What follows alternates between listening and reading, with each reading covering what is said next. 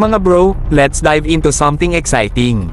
Alam nyo ba na ang 145th Airlift Wing ng North Carolina Air National Guard ay nagload ng dalawang Army M10 Booker combat vehicle sa isang C-17 Globemaster III para sa testing? Grabe, mga bro, itong M10 ay isang game changer pagdating sa military capabilities. Kaya ngayon, isipin natin, ano nga ba ang magiging benepisyo kung sakali man at ma-acquire ito ng ating Philippine Army?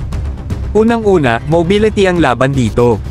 Itong M10 Booker Combat Vehicle ay designed para ma-deploy ng mabilis at efficient sa kahit saang lokasyon na kinakailangan. Imagine mga bro, kung meron tayong ganitong kalupit na asset. Pagdating sa mga critical na sitwasyon, like disaster response o combat scenarios, kayang-kayang mag-deploy ng ating mga tropa kasama ang M10 na parang nag-teleport lang sa battlefield. Pangalawa, usapang firepower na ta.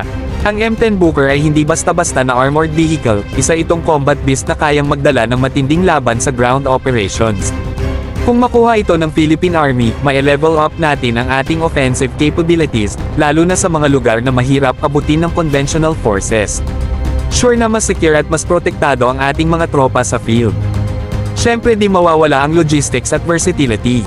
Hindi lang ito pang combat, kundi pwede rin itong gamitin sa iba't ibang misyon tulad ng humanitarian assistance, peacekeeping, at disaster relief.